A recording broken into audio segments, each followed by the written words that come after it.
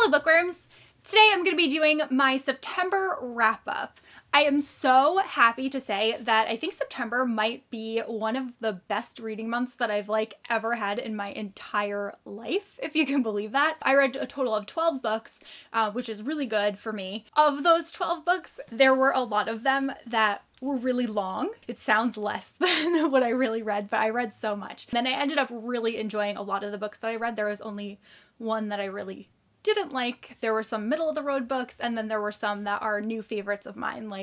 They were so good. So I'm really excited to talk to you guys about them today. I think I actually might calculate how many pages between all of them I read this month, just because I'm really curious, because some of them were so long. The first book that I read this month is Conjuring of Light by V.E. Schwab, and this is the third and final book in the Shades of Magic trilogy, and I loved this one so much. This one is 624 pages, I want to say, so it's definitely on the lengthier side. I can't really tell you a synopsis of this one because it's the final book, so I don't want to spoil the conclusion of the series for anyone who hasn't even had the chance to start with the first book. I mean, I think everybody's probably heard about this so much on BookTube, but it follows a guy named Kel who is a magician, and he is able to travel between these four parallel Londons. There's Red London, there's White London, there's Grey London, and there's Black London. In some of these Londons, magic is alive and thriving. In other ones, magic is dead, and so much else happens. And then there's Lila Bard, who is just this awesome, badass female character. A Conjuring of Light actually ended up being my favorite book in the trilogy. I loved it so much, and I had been putting off reading it for so long because I just wasn't ready to say goodbye to these characters and to leave this world, because I just think that it's so well crafted. But as I announced in my last news video, Victoria Schwab has signed a deal with Tor, and she's going to be writing 3 more books set in the Shades of Magic world, but it's going to be called the Threads of Power trilogy. So literally the day after I heard that news, I picked up this book and I read it because I was like, okay, there's gonna be more. I won't have to say a final goodbye yet. So that is what I did. And I ended up giving this one 5 out of 5 stars. This just sealed the deal for me. The series is an all-time favorite series. It was so wonderful. Next, I read The Hazelwood by Melissa Albert. And this book doesn't come out until January, but this, again, has turned into another all-time favorite of mine. I've already gone back and reread several of the chapters because I just enjoyed it so much. So it follows a girl named Alice, whose grandmother, Althea, is very famous for writing this book of really dark fairy tales. It's called Tales from the Hinterland, and these fairy tales have garnered this insane cult following of people, and there's actually so much mystery that kind of surrounds them because while they were published, they've gone out of print, and not only that, every single copy of this book is really hard to find, and anybody who's able to find a copy of the book, something usually happens and their copy ends up either getting stolen or getting destroyed or something like that, because obviously someone is trying to not have these stories out there. Alice gets a letter that her grandmother has passed away, and then her mother gets kidnapped, and turns out that this hinterland might not be so fictional. And it was just so well written. It was really unique and really different than anything that I've ever read. The narrative of the story was interspersed with some of the fairy tales from the hinterland, so that was really cool to be able to have the chance to read these really dark fairy tales. They were really interesting, and they really read true dark fairy tales. I was amazed because I feel a lot of times fairy tales can be kind of fantasized, and in the past like the Brothers Grimm and stuff, those fairy tales are not necessarily light and happy, and neither were these ones. But it was just so well done. I also really liked that every single chapter has a really beautiful illustration on the chapter header. Each one just has such a beautiful chapter header. So that was really exciting. And also the illustration always relates to something that is going on in that chapter that's coming up. There was so much imagery within this book, and all of the descriptions were so well described and thought out, and it was just you felt like you were there. You felt like you could smell everything in this novel, could see everything, and just this deep eeriness that went along with it. It had this hint of creepiness, but then there was also this sense of magic. So this was so good. I'm really, really pleased that I ended up reading this one, and I am really excited for other people to read it. So this was also a 5-star read for me. So then, as I expected, after having 2 5-star reads as my first 2 reads of the month, there was really nowhere else that my next book could go but downhill. And that book that I read was First We Were Four by Alexandra Sinoe. And I did not like this one. I debated DNFing it a lot, and I was texting people and being like, should I continue reading this? Should I not continue reading this? I was really struggling to decide, and I ended up deciding to just power through, and I probably shouldn't have because I didn't like it. So my problem with it was that I thought the concept was really good and really intriguing, but the execution was not good. What drew me into it is that there's this group of friends they're 4 friends, and they decide to start this secret society, which they name 4, but they use the Roman numerals IV. And their secret society was very obsessed with this murder that happened in their small town years ago. And they want to try to find out the truth of what happened to this girl. And that's the part that I found really interesting. But then where it lost me was that it spent hundreds of pages of these people just trying to get revenge on other people in their high school who bullied them, and kind of brutal revenge in some cases. And I just felt like it took so much away from the story. If she would have just focused on the murder and the society trying to solve the murder, I think that would have been so much more powerful and so much more enjoyable to read, but it just wasn't. And then there were also a lot of things that I felt were thrown in just for shock factor. The writing for me was really poor. I don't know, I just didn't click with this book. I felt really bad about it because I really wanted to enjoy it, and it had such a cool premise, but it just really fell flat for me. So I ended up giving this one 2 out of 5 stars because I did like the ending of the book, but it was nowhere near enough to redeem everything that happened before that ending. But then I read another book that I was able to very much enjoy, and that is The Gentleman's Guide to Vice and Virtue by Mackenzie Lee. This one was really fun. Again, I think this is one that everybody probably already knows the premise of, but we're following Monty on his grand tour of Europe before he's supposed to return home and take over his father's estates. He's traveling with his best friend Percy, who he is deeply in love with, and his sister Felicity, who we believe is an asexual character. And Mackenzie is actually writing a companion novel to this, and it's going to focus on the sister. So I'm sure that will be further explored in the second novel. But Felicity was so awesome because she really wants to be a doctor, and she's really interested in reading all of these medical textbooks, but because of the society that they live in and she's supposed to be a proper lady, her family does not approve. So she pretends to read all of these trashy romance novels, but really she has medical textbooks inside hidden, and that's what she's actually reading. So that was really cool. But there were so many hijinks that ensued on this grand tour that it was so exciting to read. Monty is constantly getting himself in trouble with his mouth, and it was just all around a really fun time. I really enjoyed their journey. Everyone said that there was kind of a fantasy aspect to it, but it felt more like a little bit of a paranormal aspect in my opinion. And that didn't bother me at all. I thought that was fine. But I think just overall, this was just such a fun little adventure tale, and there were pirates and everything was great. So I ended up giving this one 4 out of 5 stars. Next, I read Hunting Prince Dracula by Carrie Maniscalco. This is the second book in the Stalking Jack the Ripper series, and I actually have a finished copy of this, but it is sitting over there in my book haul pile because I'm going to be filming that shortly after this video. This book I also really enjoyed. I thought that it was a really fantastic sequel to Stalking Jack the Ripper.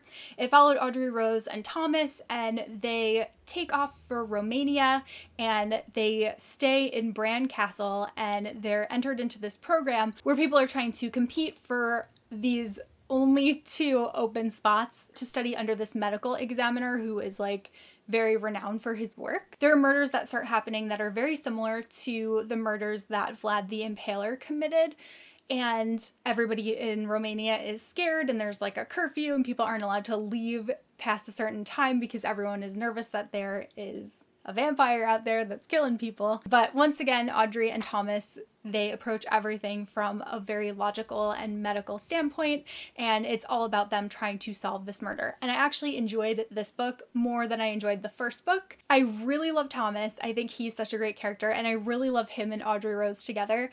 And I just thought their relationship in this book was so cute, and I really liked all of their interactions and everything, and I was just so rooting for them by the end. And I cannot wait to see what the third book is going to be. There definitely has to be one. The way that it was left off, it is necessary. So I ended up giving this one 4 out of 5 stars. Next, if you watched my third bookish vlog, I want to say, I was reading Anne of Green Gables by L. Montgomery, and I was like talking about how I wanted to finish it, and I did finish it, and I really, really loved it.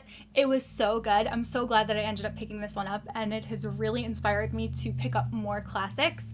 I recently made a classics TBR video, and I do want to try to stick to reading at least one classic per month, but this book was just so enjoyable and so accessible. When you think of classics a lot of time, you're like, okay, like if I'm going to read this, it's probably going to be a challenge. And Anne of Green Gables was written in, I want to say 1908, so it's definitely an older book, but all of the language feels very modern, and it was so easy to read. It felt like I was reading a book that was written like this year. There were obviously some little differences, and there's no technology or anything, but overall, like, it was such an easy, fun, enjoyable read.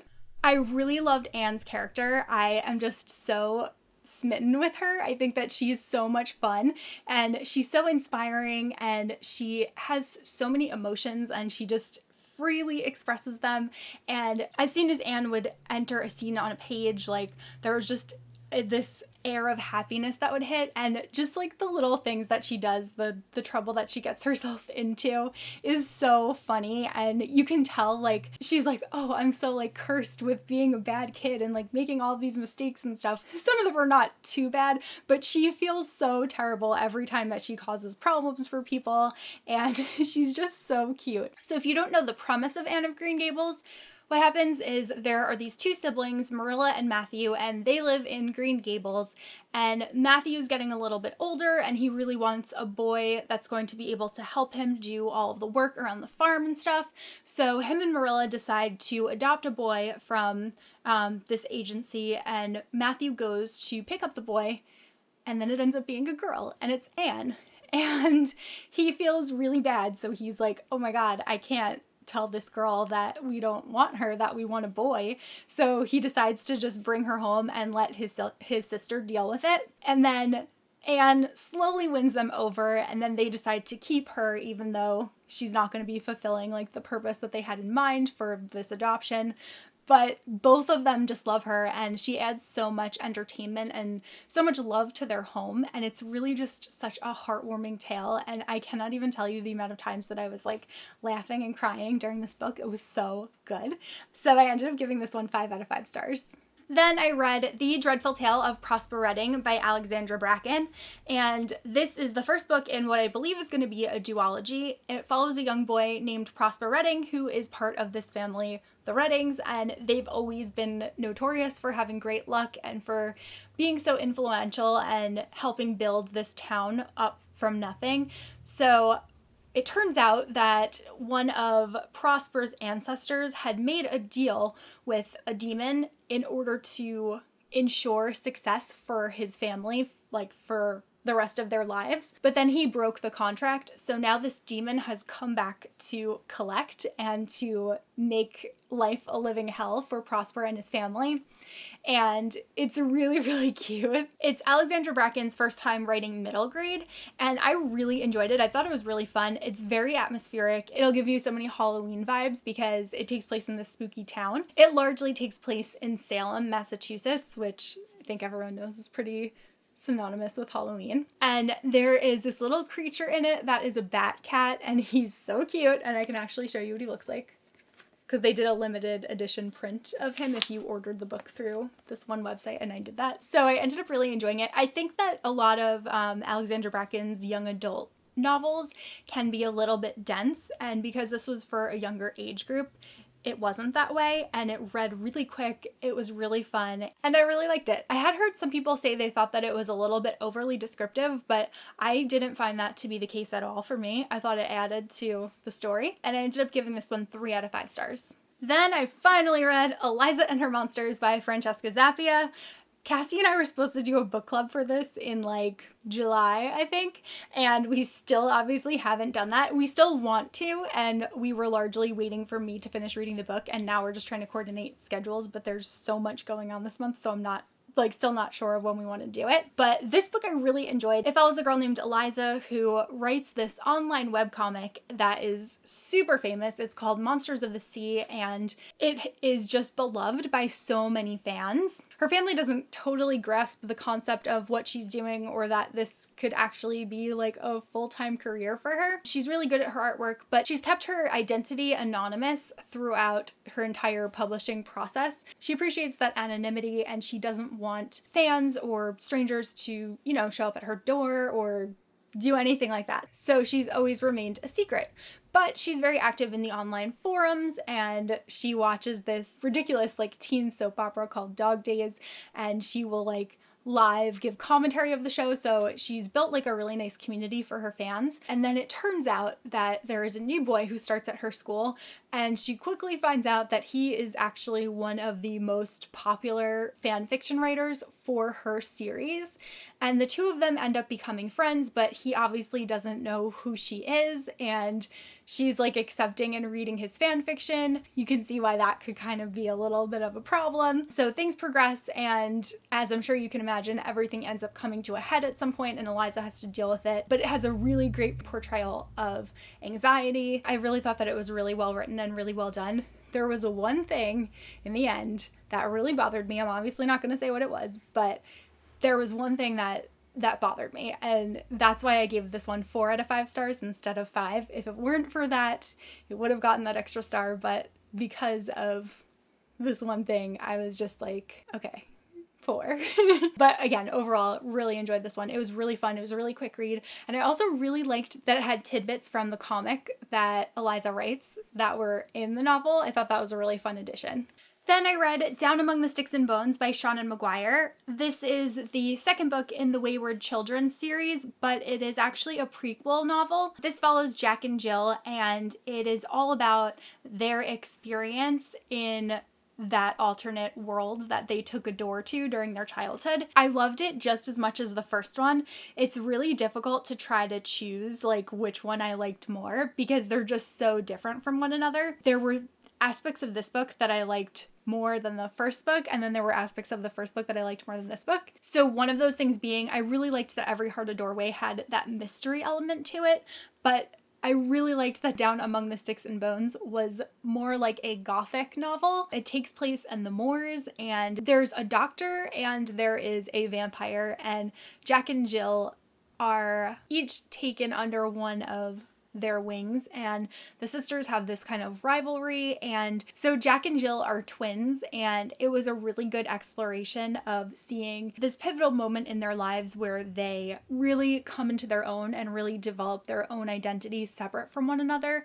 and the way that they choose to behave, and also the way that they are a product of their environment that they grew up in, because they had parents who were not very caring and didn't really want children. They just liked the idea of children. So I found this to be really fascinating, and I'm just astounded with how much Seanan McGuire can do in so few pages. This is only 189 pages, but it is such a well-crafted story, and it feels like every sentence and every paragraph is just important because she really doesn't put anything extra in here. It's really just the bare bones of the story, and it's just told so well. So I ended up giving this one 4 out of 5 stars. Next, I read The Fifth Season by N.K. Jemisin, and this is the first book in a sci-fi/fantasy trilogy. I was surprised because I was expecting it to be more fantasy, but it was more like a dystopian novel that had elements of fantasy in it. It's the winner of the 2016 Hugo Award, so that was what initially got me interested in reading it. And then its second book, The Obelisk Gate,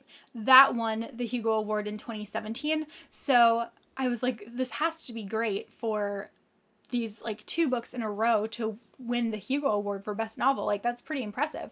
So I really wanted to read this one, but I really struggled with it in the beginning. So there are 3 different perspectives throughout the novel, and there was really only one perspective that I felt very invested in, and then another of the three perspectives was told in second person. I always feel like it's really difficult to write something in second person and to experience it that way, especially when I didn't really feel a connection with that perspective to begin with. So I just felt kind of like disconnected from that. As I continued reading and things started coming together, I really overall ended up enjoying it very much.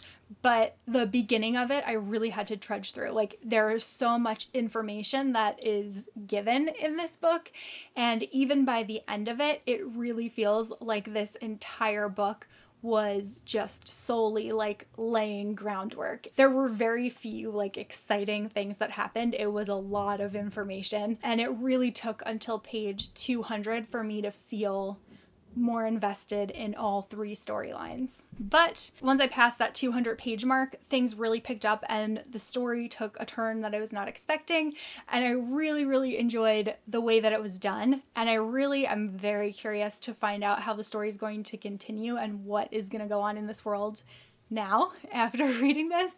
So I ended up giving this one 4 out of 5 stars. Then I read another January book that was one that I was super anticipating, and that is Batman by Marie Lu. This is the second book in the DC Icons series, the first one being Wonder Woman Warbringer by Leigh Bardugo, which I have not yet read. Each book in the series is focusing on a different superhero, so you don't have to read one of them in order to read another one. But after loving this book so much, I really do want to read Wonder Woman now. So this follows Bruce Wayne, or Batman as you may know him, in his teenage years, which was really fun because there are so many comics about Bruce as an adult, as Batman, and you also find out a lot about his childhood because I think everybody knows like his parents were killed when he was 8 years old and he was raised by Alfred. There's not really anything that fills in that gap between like when he was a child and when he started dressing like a bat. I thought this was a great segue of how he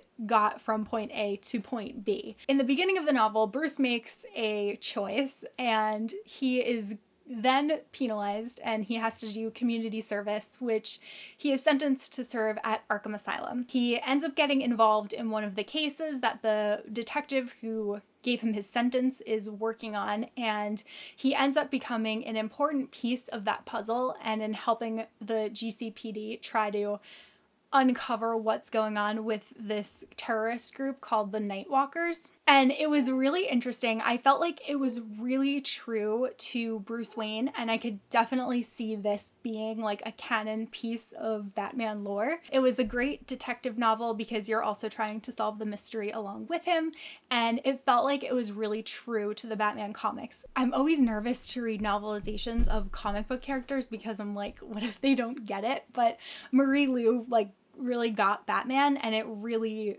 like just made me so happy. There were also a lot of nods to the comics in here, and there were some different cameos from people that will definitely excite some readers.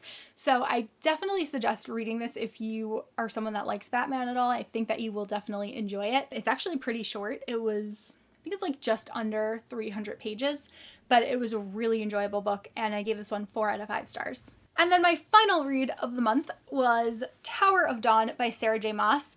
I was so torn about this book in the beginning because I am not the biggest Kale fan, and this was supposed to be a novella, and then it turned into an almost 700-page book without any of my favorite characters in it. But I was completely amazed because I really enjoyed this one.